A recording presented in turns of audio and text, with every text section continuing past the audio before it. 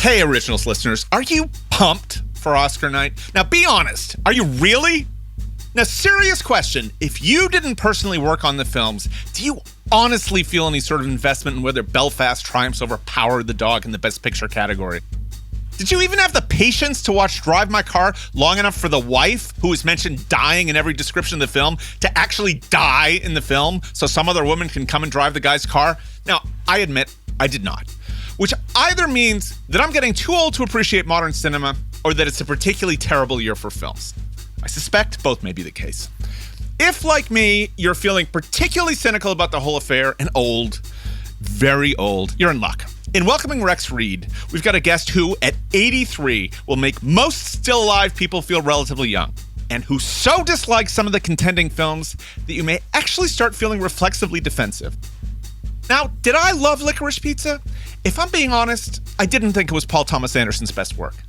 Did I realize, after talking to Rex Reed, that I liked the movie a whole lot more than I'd thought? Why, yes, indeed, I did. So who is Rex Reed? If you know him, it's most likely as the controversial film critic for The Observer, where he's been since the late 90s, starting when it was still a print publication called The New York Observer, and long before it was purchased as the plaything of Trump's vapid son-in-law, Jared Kushner. The Observer only has a very slight media presence these days, but it does still employ Rex Reed, which, considering how unemployed a lot of my print-era friends are these days, not only speaks to his talent for writing, but also his ability to stay visible. And not long ago, the New York Times characterized it as his, quote, sharp wit and drive to enrage. Yes, Rex Reed is the critic who referred to Melissa McCarthy as tractor-sized and a female hippo in his review of 2013's Identity Thief. Yes, Rex Reed is also the critic who so hated the Korean film Old Boy that he asked, what else can you expect from a nation weaned on kimchi, a mixture of raw garlic and cabbage buried underground until it rots? So, times being what they are, perhaps you imagine that Rex Reed might be self-interested enough to realize what folks get fired for these days, and so he'd come on this show and do penance. Say he'd make amends for all the crap he'd said over the years, and tell us he was donating his paycheck to a cause that benefits overweight Korean women. If you thought that, I have one question for you. Are you high? As Rex's drunk-dialing buddy Betty Davis said in All About Eve, fasten your seatbelts, it's gonna be a bumpy night. This is The Originals, and I'm your host, Andrew Goldman. I spent decades interviewing celebrities for magazines, the vast majority of whom were just there to sell something, shared very little of themselves. So I created The Originals to interview cultural figures who actually had something to say, wanted to express something real. Rex Reed, as you're about to hear, can't help but express a lot. And after hearing this interview, some are going to say he says way too much and should be put somewhere where his opinions can no longer be heard. I am not one of those people. I disagree with Rex on pretty much 75% of what comes out of his mouth, but personally, I can't help but find his bomb-throwing hilarious. And if it's a bit, he's 100% committed to it. I met Rex at his apartment at 1 West 72nd Street in Manhattan, which is better known as the Dakota, the building where Leonard Bernstein and Lauren Bacall once lived, where Yoko Ono still does, just outside of which John Lennon was shot. Rex has lived there since 1969, which actually was just a year after Mia Farrow was impregnated in the building by Satan with the help of the co-op board. For our younger listeners, that last part only happened in a movie that was shot in the Dakota, Rosemary's Baby. Welcome to the 11th episode of our third season, produced in proud partnership with our friends at Los Angeles Magazine.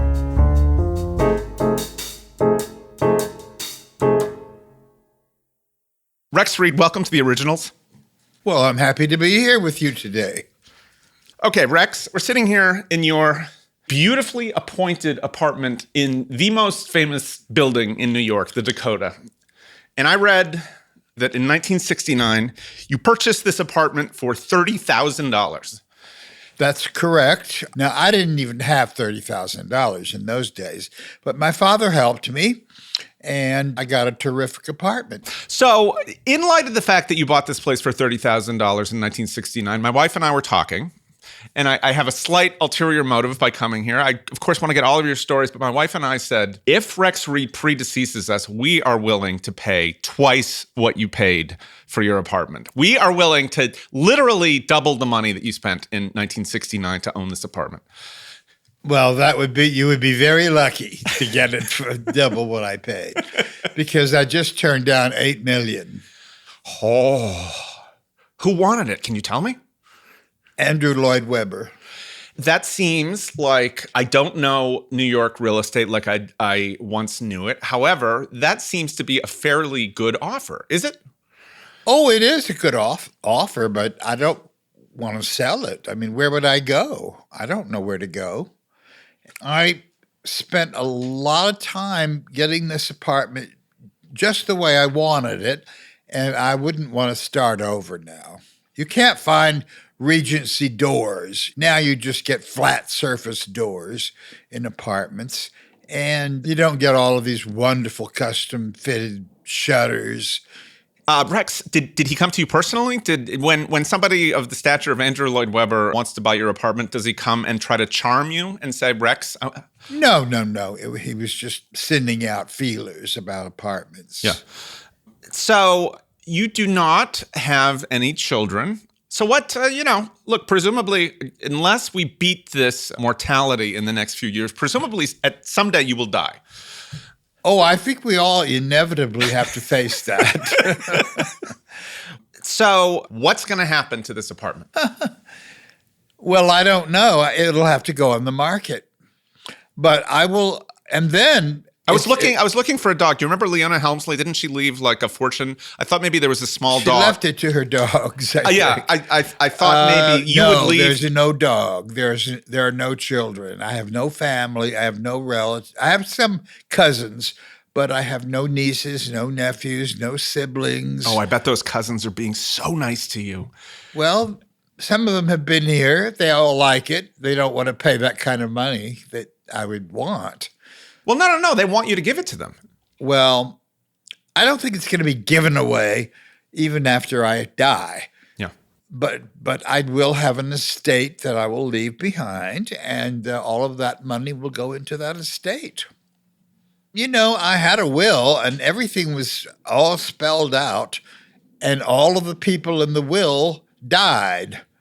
And now I've got to do it all over again, and I've got to think up new people to leave things to. I honestly didn't know even whether to bring this up at some point, but I was looking at your Speakers Bureau bio because I think, you and I are of a different generation. And these were things that sometimes people didn't talk about. But in your Speaker's bio, the last line is Rex Reed lives in the Dakota, New York, and is openly gay. Were you openly gay? I've never been openly anything. Okay. Well, now I've learned. If you did read that, it was written by somebody who took it upon themselves to write it in order to sell tickets to something. I didn't even know what that was. I didn't even know what gay was. You didn't? Until I moved to New York.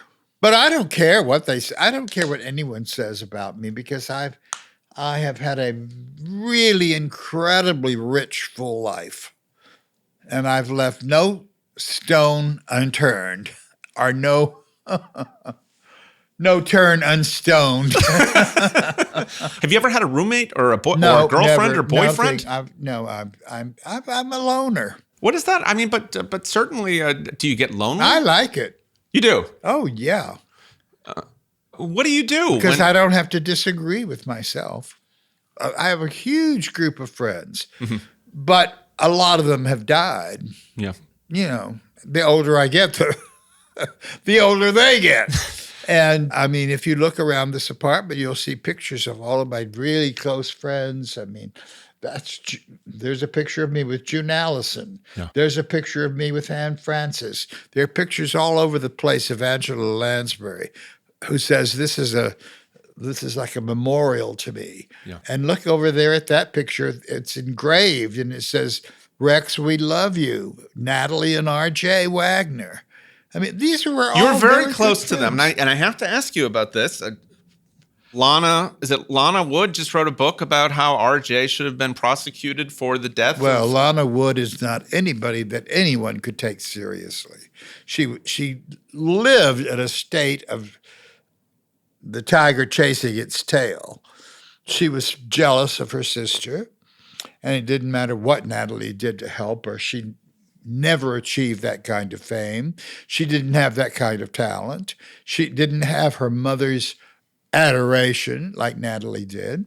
So yeah, she blames RJ for things, but the main reason for that is because she befriended the skipper on their yacht who wrote a book about all of this that did not sell. So he brings it out all the time, hoping to generate So you don't new think there's interest. anything to it? It's very curious. A drunken night out where there's fights, smash bottles, Christopher Walken, nothing? There's nothing curious about any of it. So what happened?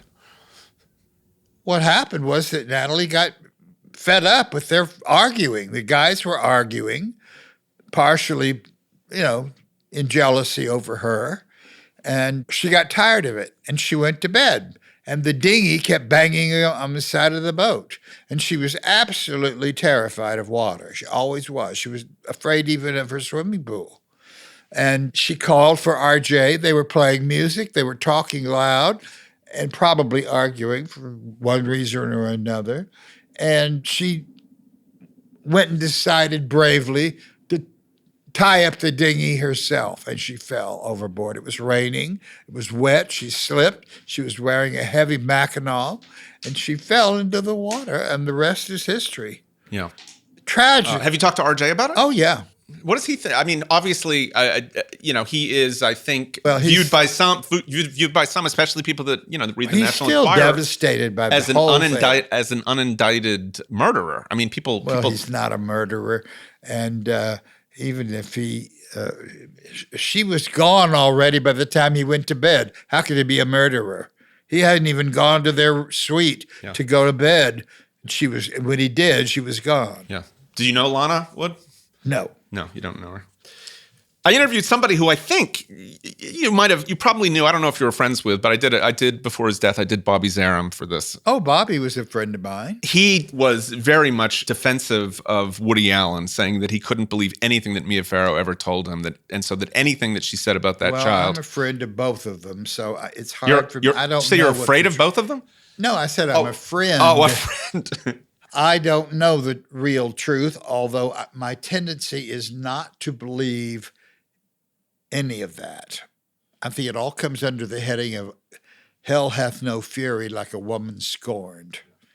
But I like Mia, and I like Woody, and I think it's very unfair how people have turned on him. And Mia has told it to me herself. Mia told you the story herself, and you still don't believe it? No. Did you not believe it when she was telling you? I had great difficulty believing. Yeah, no, Why? I didn't really believe it. Why? Because I don't think Woody is insane. I think, yes, he does depend on his shrink a lot. He goes every day, I think. But I don't think he's crazy. Well, it is. I mean, I don't think he slept with his own daughter.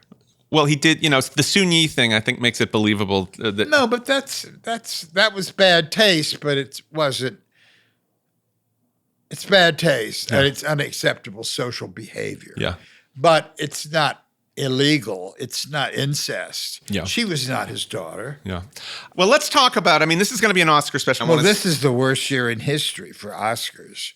It's nothing any good. There's got to be something that's good.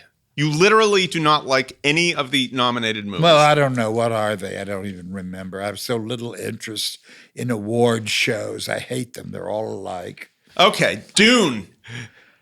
Oh, I just hated that. I thought that was long, overdrawn, hysterical, undisciplined. No, I didn't like anything about that. Nightmare Alley.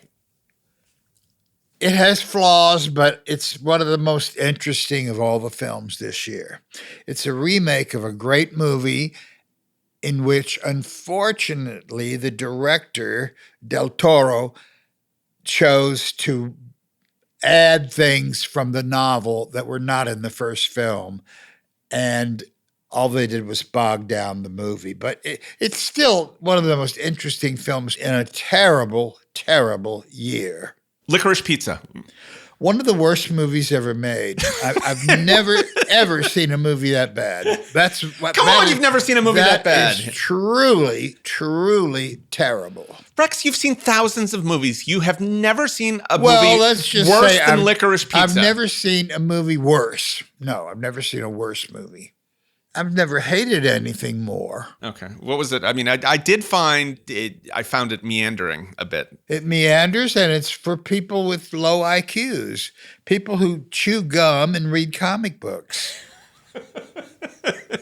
It's a perfectly good example of how the membership is changing, and it's getting younger. And the people who are joining the Academy now are people who are determined to change everything. And they have no interest in entertainment. They want movies that are empty, boring.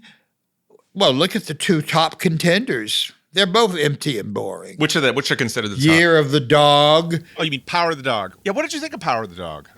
Oh, I could hardly sit through it. It was so boring. I fell asleep several times in it. Yeah. Nothing ever happens in it. And nothing ever happens in Kenneth Branagh's movie either. Not to mention the fact that I couldn't understand more than every third word that was spoken in the film. It's okay to want to be accurate by giving everybody very heavy-duty Irish accents, but you have an obligation when you make a movie to be coherent. And that movie was not coherent. West Side Story.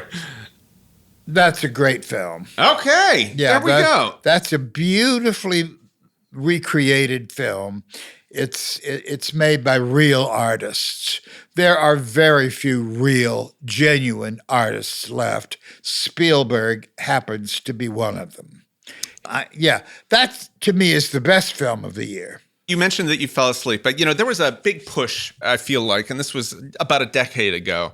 It seemed like the knives were out for Rex Reed. People were writing articles saying Rex Reed must be fired. They've always been. Why? Always been. But one of the things that is always brought up is your review of VHS 2 from 2013 that they love to bring up. Do you remember this? What's that? This was let me read it. I love your reviews, and because they're so hilarious. So I'm going to read you a little of this review, and I'll tell you why people were why people used it as an excuse to try to drum you out of town. In this indescribably gory, violent, plotless, and deranged purloin of every horror movie ever made by amateurs with a wobbly, nauseating handheld camera, 7 unknown directors hell-bent on remaining that way enter a dark, deserted house containing a pile of VHS tapes. VHS 2 is a diabolically psychotic, submental, and completely unwatchable disaster that I happily deserted when a man with a retinal implant scooped out his bionic eye with a sharp object, splattering blood all over the camera. Your move, and you're welcome to it. So what you have admitted,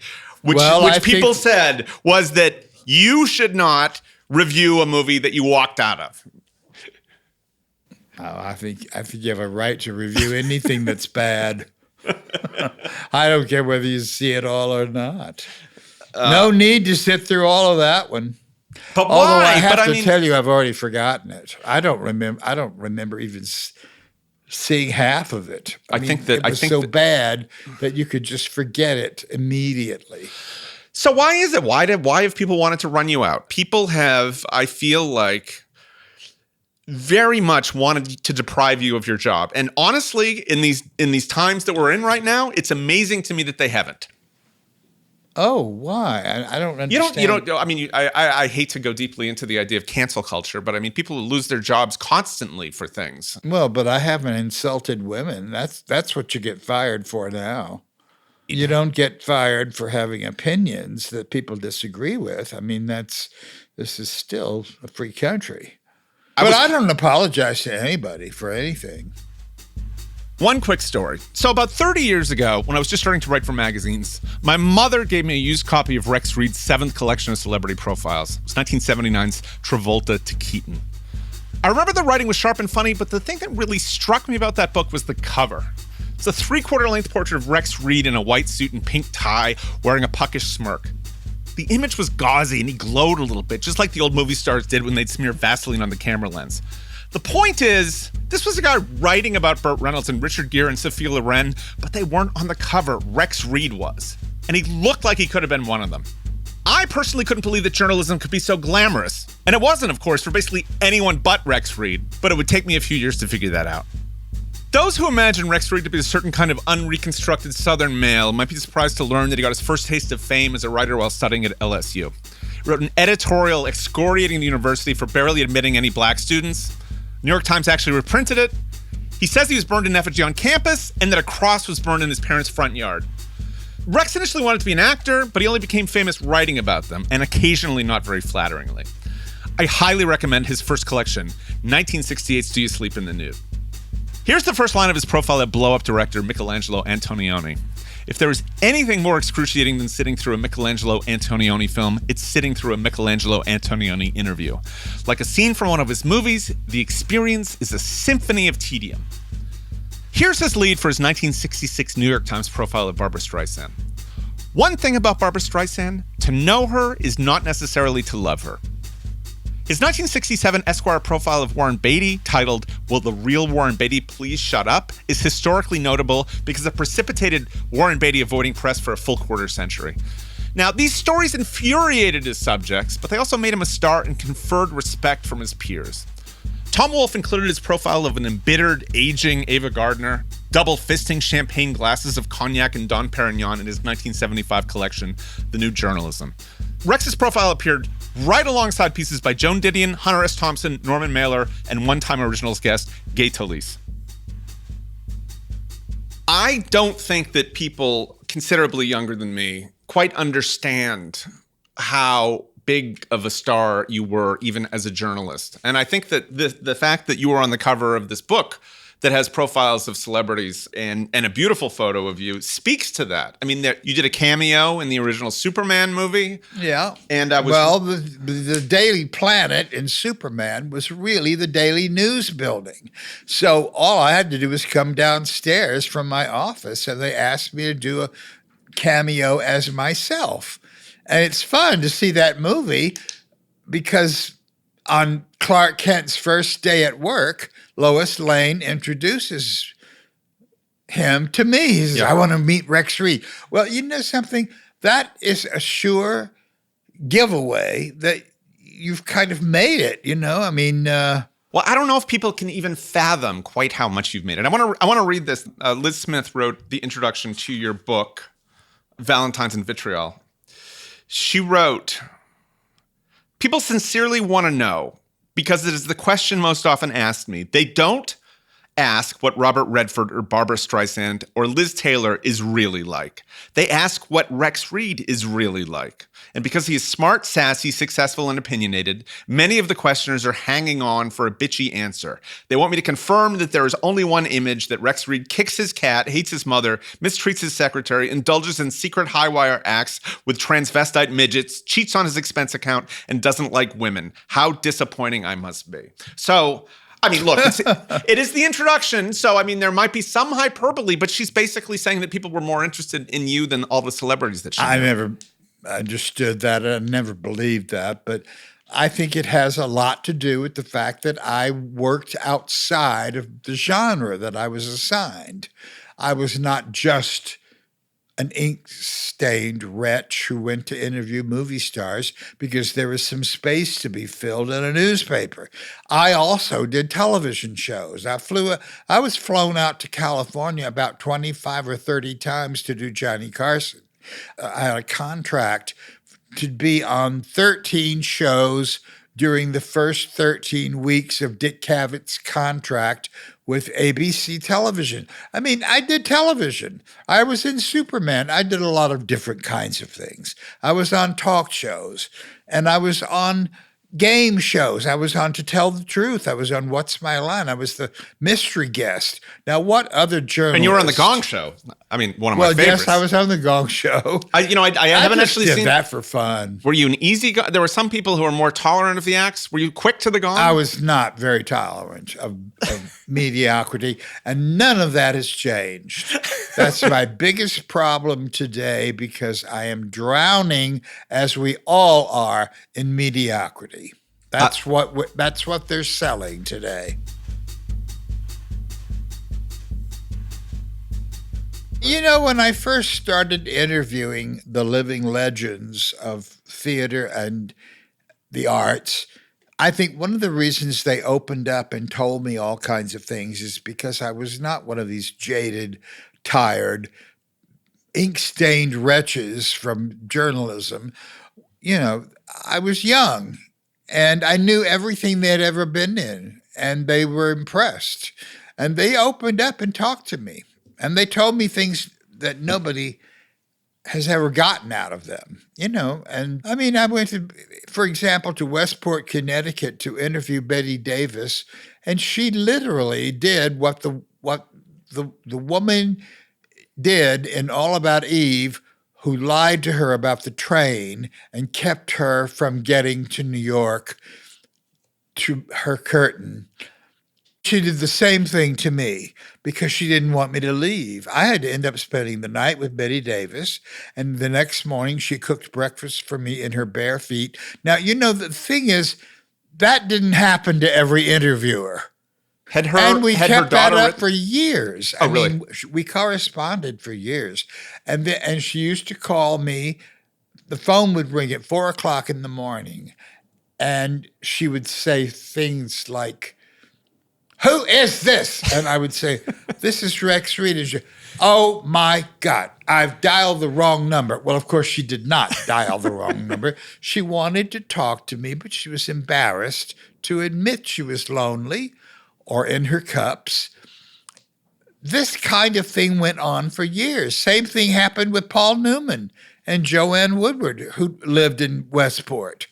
We became great friends. I used to hold Paul down on the bed while he did his sit-ups from the floor. I used to help him do his sit-ups. I mean, that's how friendly we were. That would be very exciting to a lot of people, to hold Paul Newman down while he did his sit-ups. Do you think it's just possible liked me? I wasn't stupid, and I knew what they had done, and I brought to my interview a great deal of knowledge about them. I don't know, we hit it off. I think, having worked in celebrity journalism, the prevailing feeling from reading a lot of your early work is, I can't believe he got away with this. Oh. Because I had editors who craved this kind of writing because everything was so cut and dried and so dull. And now it's back there again. We've reverted now back to dullness. All right, let me just read this description. And I've got a few things to say about this description. This is concerning, you were covering, I don't know who you were covering the Golden Globes, but the date was February 1968. Then, and you do sort of a play-by-play of the Golden Globes. Then, Mary Tyler Moore, looking like a buck-toothed Dorothy Lamour, and Peter Lawford, looking like a retarded court jester with his new baby bangs, presented the Best Director award to Mike Nichols, who didn't show up. Nancy Sinatra, no matter how much she spends of her father's money, she always looks like a pizza waitress. Oh, that got me into a lot of trouble. It's an incredibly funny piece of writing, but I read it. My comments about Nancy Sinatra. I read it and I said, how am I sitting here with you? Sinatra was a lifelong enemy. He really hated me for writing that. Well, I honestly think that, you had what I guess I'd consider cojones, because Sinatra was considered, I mean, he would hit people in person, but he had some mob ties. You weren't concerned that maybe you'd end up with broken legs? Frankly, no, he didn't, because that would have caused a lot of very unfavorable headlines for him. Well, but wasn't he known for that? I mean, there's that old Don Rickles. There's that old Don Rickles joke, right? Wouldn't he say, "Hey, Frank, make yourself comfortable, hit somebody," right? Yeah, well, that's true. But hitting a critic would have gotten him a lot of bad publicity. Bad publicity. So what happened to celebrity journalism? When did it end? And, I honestly have to wonder if Number one, it ended because there are no interesting celebrities anymore. Or if there are, they're very few and far between. But you've said this before, but this can't be, No, it's all up to the interviewer to make them interesting. They're not interesting. Jared Leto's not interesting? He seems like a total weirdo to me. He's not. Lady Gaga, not interesting? Not remotely. Come on, it's really? You go interview her. No, you said specifically in an early contributors section in Esquire that there were only two people that you really didn't like. Antonioni was one, and Barbra Streisand was another. Yeah, she was impossible. She kept me waiting for hours. She was supposed to go up to Philadelphia on the train with me, canceled at the last minute. I mean, she was very difficult. Well, I found so was Warren Beatty. He does these things because he's told by his studio that he has to do it contractually. And then he does everything he can do to show you his displeasure. He doesn't enjoy being interviewed, and I found him to be one of the most pretentious interviews that I've ever had. I mean, he goes into long-winded discussions of whatever simple question you were asking him. Shirley MacLaine told me all of this. She prepared me for all of this before this ever happened. What, Shirley? Well, I mean, they're siblings, estranged. They're siblings, but they're not close. What did she say about him? She said he's very difficult and he hates interviewers. He hates journalists. So good luck. Shirley was a good friend, and I knew her, and she's very open and honest, and he's not. And he sued Esquire. He sued them for $60 million. When they asked him why, he said, because there were too many things in it that I don't like the inference that I eat too many hot dogs and junk food. They said, get out. Yeah. This is over. They didn't take it seriously, and it went nowhere. He dropped the whole thing. And Barbra Streisand seemed like she was no picnic. Well, I don't consider Barbra Streisand one of the flowers of the industry. When was the last time she gave an in-depth interview? She won't tell you anything about herself. I wonder, it's funny because she did an interview several years later, and it shocked me. It was 1973. You must have interviewed her, 67, 68, around? Sometime back then when she did her first television special. She was promoting something for the New York Times, and it was shocking to me, but they gave her quote approval. They wrote specifically in the piece. Yeah, but that's because she demanded it. You know why she did? She said she was never going to go through what she went through with Rex Reed again. She talked specifically. It looked like half the interview she spent talking about you. Well, I don't remember that, but yeah, it affected her. Listen, these things affect these people, and I think it's because of the way I write. Yeah. I write in a very specific and very colorful way, and they're not used to that. That's not what interviews in the movie industry were based on. Right. They always had press agents holding their hands. They always had studio representatives protecting them. And they don't have that anymore. It's everybody for himself. And they are shocked when they read what I write. And what I write is what I see. Is it possible, Rex, that the reason that they're so controlled now is, do you think that the interviews that you did possibly affected the industry? It seemed like they were very, very upset about them. Maybe they did, yeah.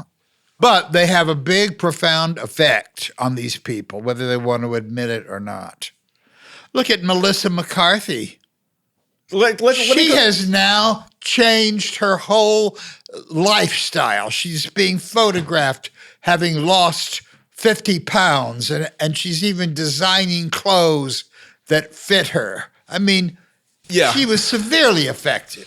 You wrote about Identity Thief with Jason Bateman. Yeah, horrible film. And you famously, I think you wrote that she was tractor-sized, and you referred to his co-star as a hippo, which I think caused a lot of people were very shocked. I mean, the review, if you read it, it is very funny. I'm not going to say whether, I don't think I could have gotten away with that. Did your editors ever say, ooh, not Rex, at all. Rex, do you think? They were so thrilled. And so you thought it was hypocritical that people came after you? They really did come after you. Her fans, not people. What do you mean by people? Her fans. Yeah, she has a lot of fat women who are her fans. She has an entire cult of fat women who protect other fat women. And they came after me. Yeah. Yeah. In what way? Yeah, how did they do it? Affect me? No. They stopped reading The Observer. Big deal. Who cares? Yeah.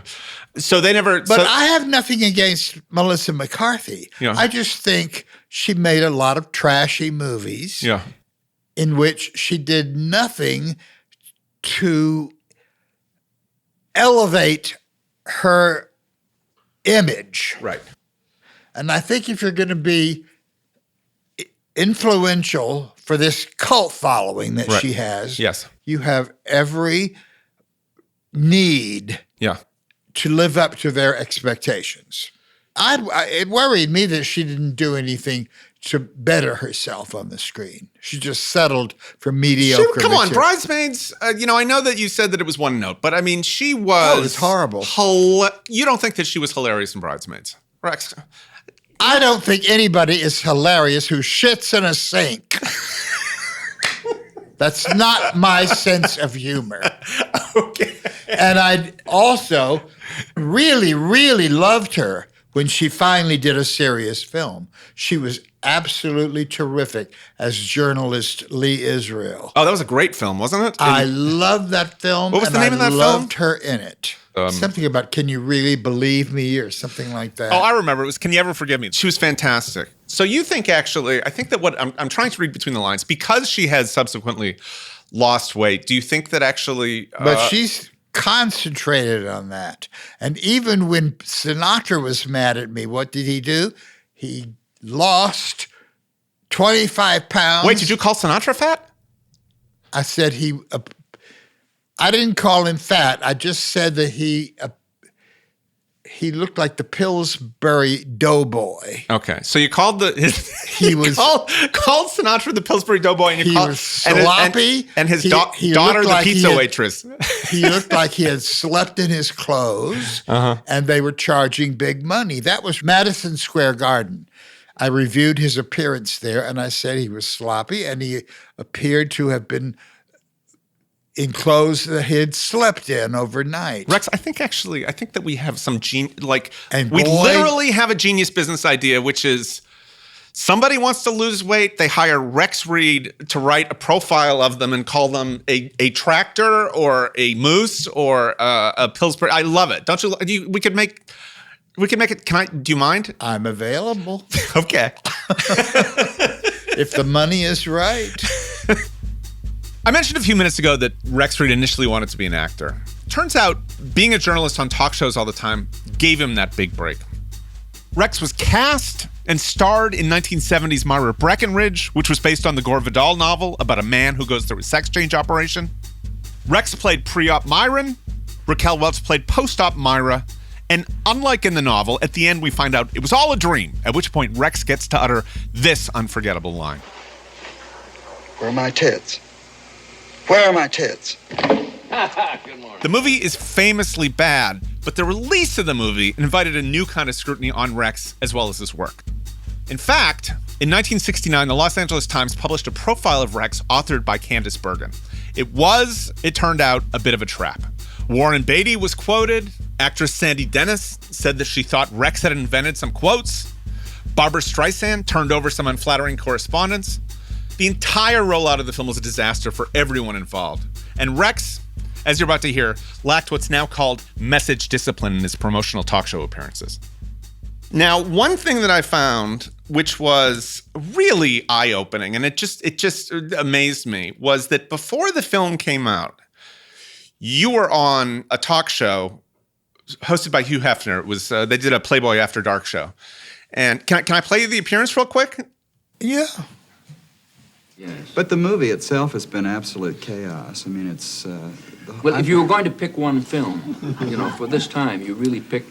I guess so, because this movie kind of represents the last death rattle of the old Hollywood. I mean, the millions of dollars that are being pumped into this thing. One afternoon, we have a rather unusual director, to say the least, and he came to the set one day and says, "I don't feel like shooting anything today. I think I'm just going to shoot food." So they went out and they bought $2,000 worth of food for him to show on camera, and that's all we did that day. All right, well, and you go on about the director, Mike Sarnt. The interesting thing about this, Rex, is that this is not 5 years after the film comes out. This was before the film comes out. You are on talk shows critiquing the director and the film that's not already out. Was the studio? I went to the opening day at Lowe's State on Broadway with Sally Quinn from the Washington Post. We went up and I said to the woman in the box office, is this movie really as bad as everyone says?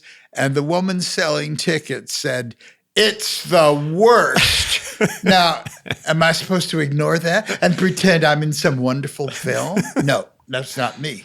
I don't do that. When did you, I mean, you must have been excited. I mean, you don't seem like the type who would have joined something that you thought. I was excited to be in a movie, and the original screenplay was by Gore Vidal. Who wouldn't want to do a movie with Gore? And Betty Davis was supposed to be in it. Burl Ives was supposed to be in it. And George Cukor was the director. None of this garbage would have appeared if any of those people had been involved. Mae West was involved, which I thought, She's not Betty Davis. No, but one of the things that I found phenomenal about Mae West, I think Mae West was 76 years old.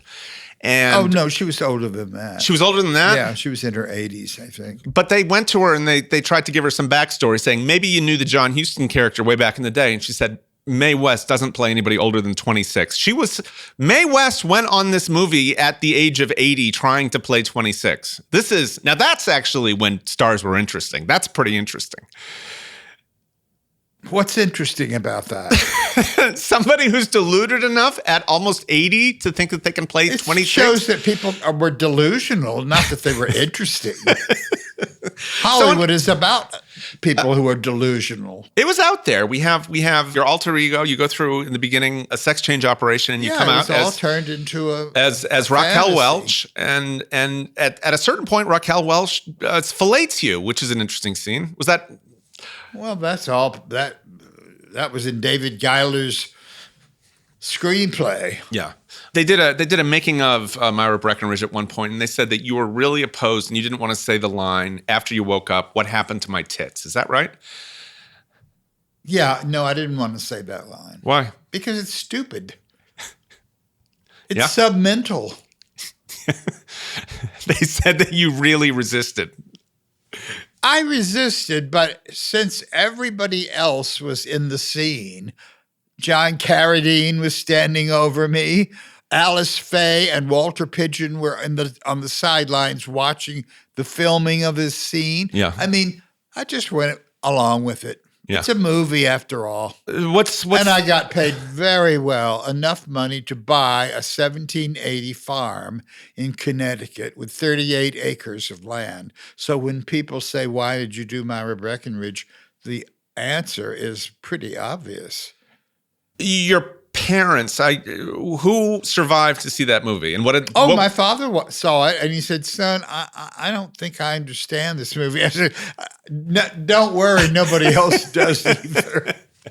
So, Raquel Welch obviously lived to act again, but the director, Mike Sarn, he had been a pop singer who recorded. I don't think he never worked again after obviously John Huston went and directed and did But on the day he left early. Before we were all still there shooting before Christmas, and he left. And on his way off the soundstage, he says, they'll never cut it together. And they didn't. Whole scenes are missing. It seemed like David Brown suggested it was at least a big weed scene. Was it a big drug scene on that set? Oh, yeah, you could smell pot everywhere. Did you have a drug period? Did you have a cocaine period? No. Well, I tried it, and I liked it. Yeah. But you didn't have like I mean, were you a Studio 54 guy? No. I only went there a couple of times. Yeah. I went there with Liza. Yeah. Are you still friendly with Liza? Yes. How? Do you have the kind of friendship where you could have told Liza Minnelli not to marry David Guest? I think anybody who watched from the sidelines. No, I went to the wedding. You went to the David Guest wedding? Oh, God, yes. I was there. I was there at the party. I've never, this is actually a Rex Reed type of thing. I've never seen a living human being that looked more embalmed. David Guest always looked to me like he was. That's why when he died, he didn't have to do a thing. Did you when you're sitting at David Guest? Did you sit near Michael Jackson? Was he he was there? Wasn't he? Yeah. And Liza introduced me to him. But those people don't interest me. Michael Jackson doesn't hold 1 minute of interest to me. Who interests? Because he has no talent. Wait. I have to stop. Wait. Okay, I'll take. Rex. I take Rex. it back. His talent doesn't interest me. Okay. It's second rate. Okay. All right. Give me a contemporary first rate talent. Hugh Jackman. Okay. I think he's amazing. I think he can do anything. So, Rex, I didn't know this piece existed. I found it when you were doing Myra Breckenridge. You all of a sudden became what you had been profiling. You were a celebrity, and so people profiled you a lot. And one profile, do you remember the Los Angeles Times profile that Candice Bergen profiled you? Yeah, I do. Did you anticipate? This seemed to be, I think it was taken as Rex gets his just desserts. Let me tell you why she wrote that piece. Because I interviewed her in Greece originally. Melina Mercouri introduced me to Michael Kakoyannis, the Greek director, who was making a film with Candice Bergen. And I went to interview her, and she was so offended that I asked her about Charlie McCarthy and Mortimer Snerd that she stole my briefcase with all of my notes. Wait, what? And I wrote about that, and she got even by doing this piece. Wait, I thought that I read the piece and I felt like the piece had been, what she said was that he had interviewed me, but the piece got killed. But the piece had run somewhere? She suggested that you did. No, because she stole all of my notes. So the piece did not run? No. So did you anticipate? So she did not want to be associated with her father and the puppets. Right. Right. She was her own woman. That's why her book was called Knock on Wood. Well, I guess she was sort of leaning into it if she said knock on wood then. You got to expect if you're Candice Bergen that you're going to have to talk about Edgar Bergen, no? She loves and hates all of that at the same time. It's a love-hate thing. So when she came and said, I want to profile you for Los Angeles Times, did you say, oh, fuck, she's going to kill me. No, she stole my notes. I thought it would be interesting. I'm not a coward. And she photographed you for the piece. Yeah, she did. And then she includes not only quotes from, she included a quote from Warren Beatty saying how hurt he had been.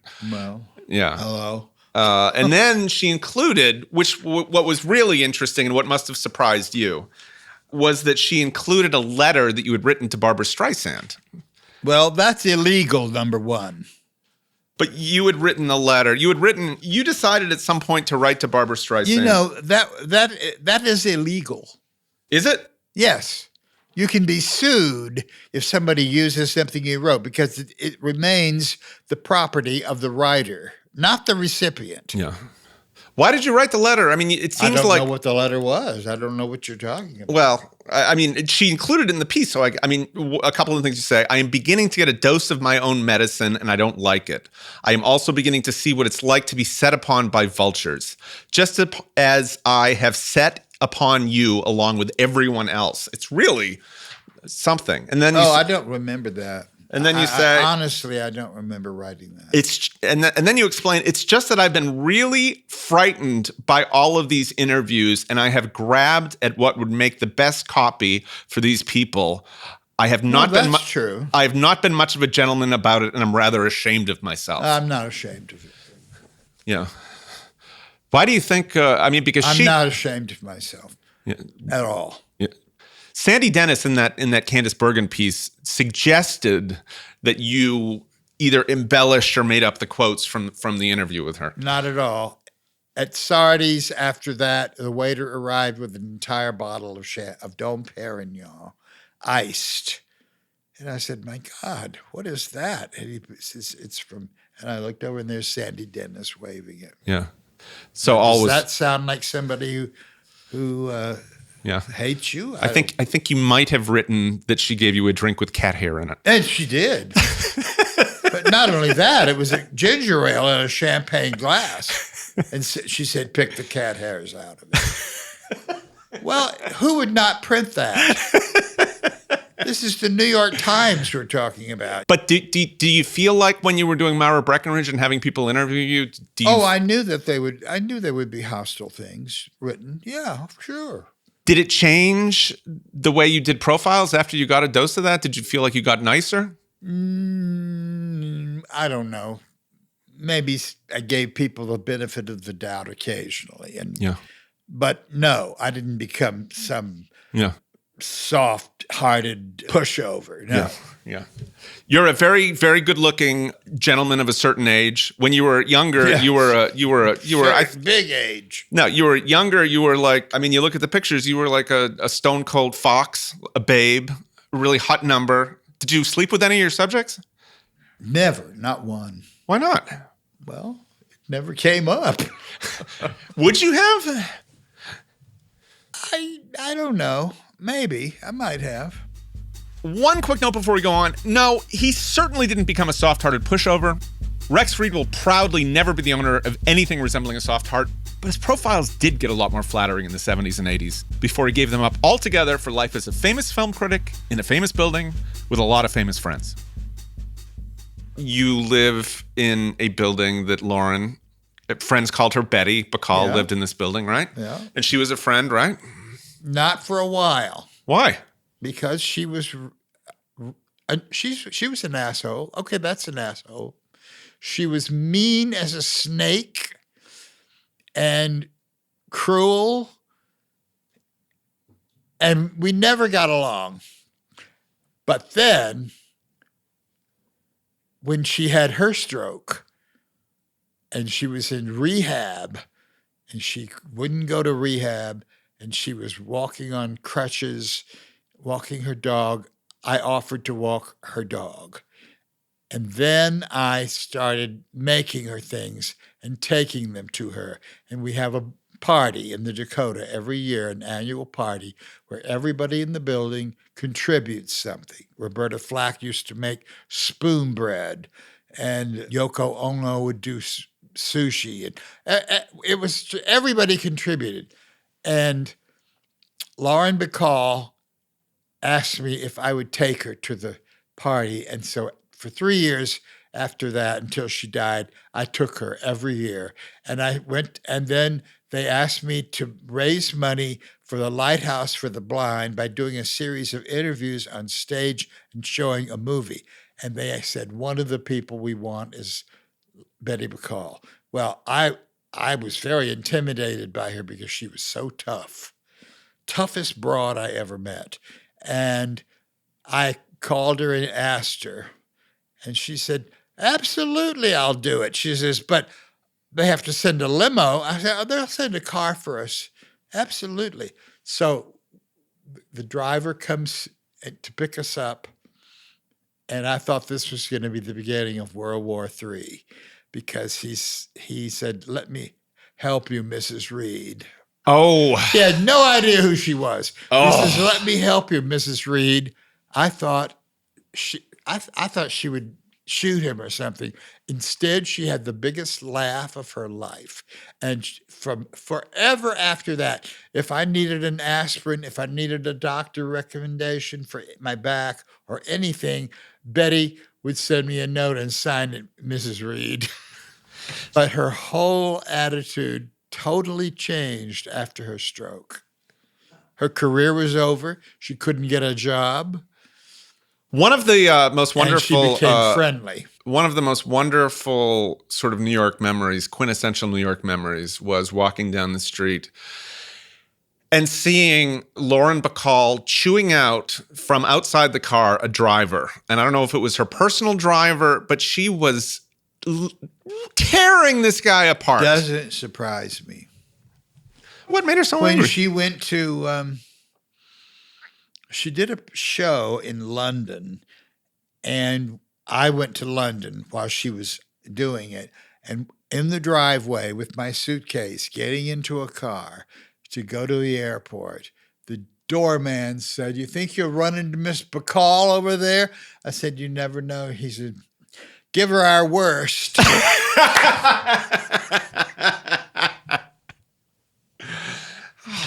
That's amazing.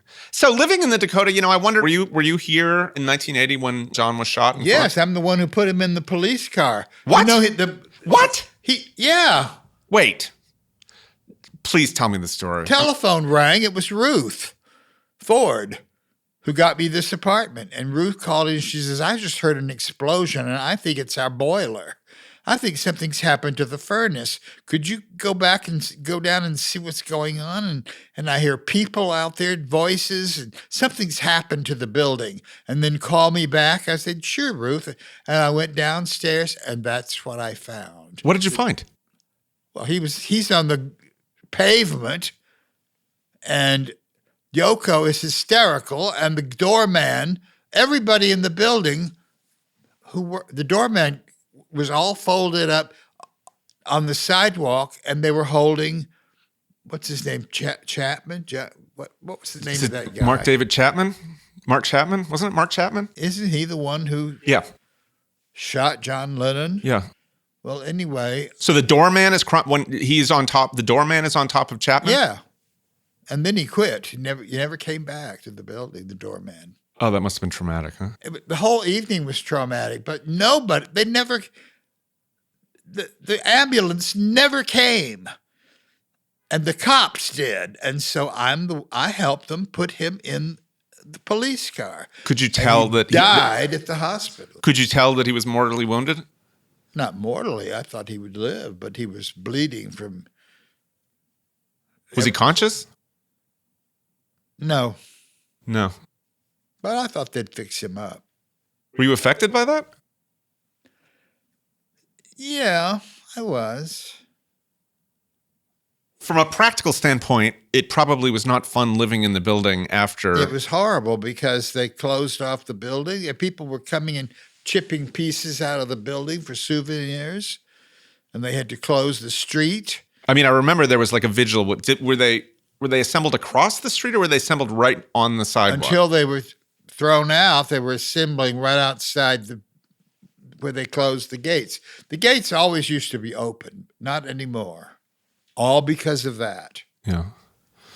We got all kinds of threats, bomb threats, and they closed the basement, and you had to be photographed. You had to have ID to get in. And Betty Bacall is the one person who insisted that her mail be delivered every day, like nothing had happened. And the morning after, every journalist in the world was calling here, trying to talk to somebody, trying to find someone to talk to. And Australia was calling, and Africa. People all over the world were trying to get a quote from somebody in this building. And the phone rang, and I wasn't answering it, but I heard the voice of my friend Pat Collins. Pat Collins was on the Today Show. She was the Barbara Walters of the Today Show at that time. And she called me, so I ran into the den and I answered the phone. She says, Rex, I'm downstairs. I've got to get a quote from you. I said, Pat, I don't want to talk about this. So because it was her, I went downstairs and I talked to her, and in answer to some of her questions about what do the other people in the building think, I said, well, I don't know. You have to talk to them. Well, what does Betty Bacall think? I said, I have no idea. You have to ask her. So I go back upstairs, phone rings. Hello! Well, there are some phone calls that you just know by the sound of the ring that you shouldn't answer it. Well, it was her. It's Betty! I said, Betty who? I knew a lot of Bettys. Bacall!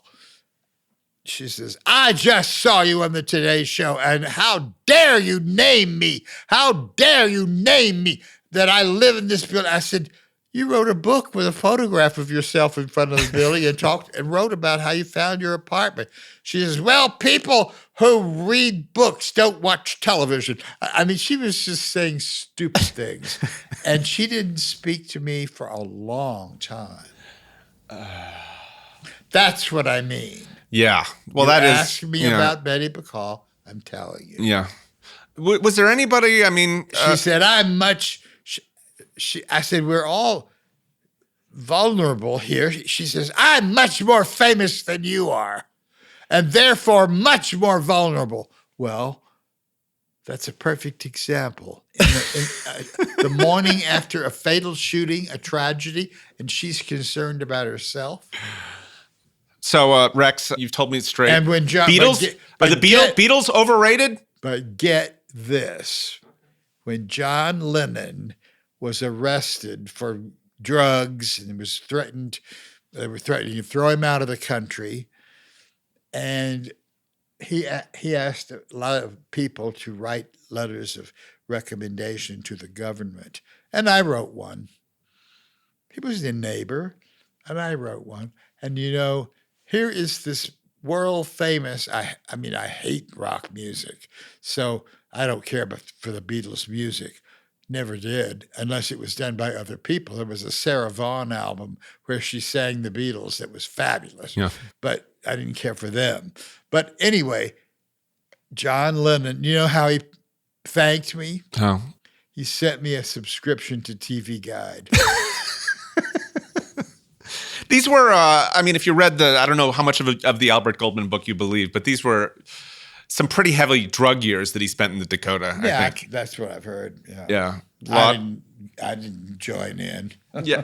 I didn't know them. Well, it's a very interesting gift. But how would you like to get a year's subscription to TV Guide? What was your thought? What is that? What is it?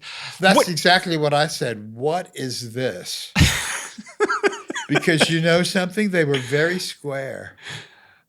Do you think that was there? That's what they did. You don't Every think night that this they was watched TV? You don't think that this was that this was sort of irony drenched or sort of a joke? Not at all. That was the best gift he could think of. Now this can't possibly be true, but it can't be true, but you were nearly gutted by the Manson family. That's not true, is it? No, not me. No, yes. I was invited that night. Come on. Yeah, Jackie Suzanne had written. Jackie Suzanne was a very good friend of mine. We were both at the Beverly Hills Hotel, and she was promoting Valley of the Dolls. I was promoting a book, one of my books, and we were both at the Beverly Hills Hotel. And Jackie called me and said, "I'm going to dinner at Sharon Tate's, and she wants you." I said, "Jackie, I'm not going. I don't want to go out. I've been interviewed all day long. I don't want to be on, and I don't want to be charming. And I hardly know her, although I had done a piece on the girls in Valley of the Dolls for Cosmo, for Helen Gurley Brown. I did a piece. I interviewed all of them. Wait, was Sharon Tate in Valley of the Dolls? I can't recall. Yes, okay, yes. All right. Yeah. Sharon Tate, Patty Duke, Barbara Parkins, all three of them. I interviewed them. And she liked me. We liked each other. And she wanted me to come to the dinner. And I said, I don't want to go. This is lemon meringue pie night at the Beverly Hills Hotel. It's my favorite thing on the menu here, and I love it. And there's only this one night of the week do they have that. She says, well, I'm not going to go if you don't go. I said, well, go ahead and go. She says, no, I'm going to come over in my gown, and we'll have dinner on trays in your room, in my suite. Jesus, Rex, you saved Jacqueline Suzanne. And me. And yourself. So I said, I don't really want to go. And she said, well, I'm not going either. So neither of us went. And she called and woke me up at, 6 a.m. She said, Johnny Carson just called and woke me up and told me what's going on. You will not believe everybody at that dinner party was murdered. You and I. So I was going to write a book. I joked for years that I was going to write a book that I was saved by lemon meringue pie. You were. That is really. I'm telling you, I've got a million of these stories. Did it feel like I have a lot of stories? Yeah. No, well, obviously. Now, the talk shows are horrible now. Nobody tells you anything interesting. If I did a talk show, I'd have plenty to say. Rex, why don't you and I we'll do a talk show. Andrew and Rex just sit in your apartment and hear your stories like once a week. We've covered so much. Okay.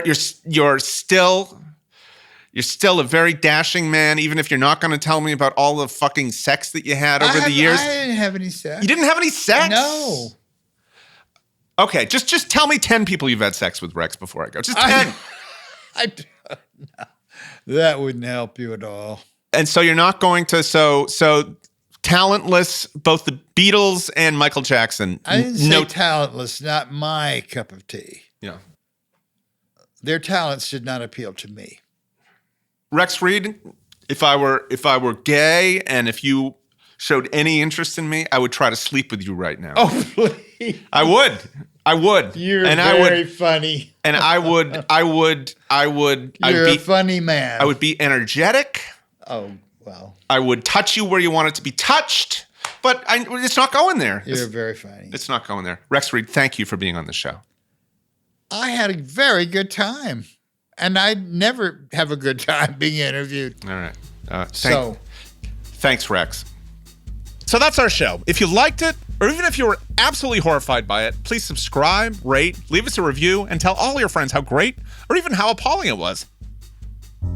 This episode was produced by myself, Andrew Goldman, as well as Rob Heath, who often likes to tell people he has a place in the Dakota. But I just found out he actually means a standing 5:30 reservation at a discount restaurant chain called Dakota Steakhouse. One editorial note.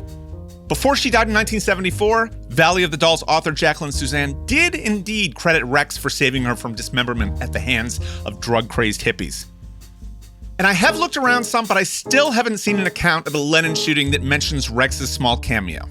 But it certainly doesn't mean it didn't happen exactly as he described it. Special thanks to master graphic designer Don Fibich, the wizard behind our kick-ass new press kit. Thanks also to publicity goddess Lauren Kusarak, as well as the whole crack team at Kusarak & Company. Thanks as well to my dream future talent booker, Town & Country's Adam Rath, an extremely handsome man who always has all the best ideas. Big thanks also to Dan Delgado, who was kind enough to include us in a recent best of list he did for Earbuds Podcast Collective. Dan's the host of a very fun podcast I recommend called The Industry, which takes a look at some delightfully obscure movie history. I particularly like the episode about Roar, the film that gave Tippi Hedren the brilliant idea to raise lions in her home. Now, these were lions that nearly ate everyone near and dear to her, including daughter Melanie Griffith. I'll link to it in the show notes. Thanks also to the whole team at Los Angeles Magazine, including Joseph Kapsch, as well as Silver Fox editor Mayor Rashawn. The Originals is, as always, a highly replaceable production.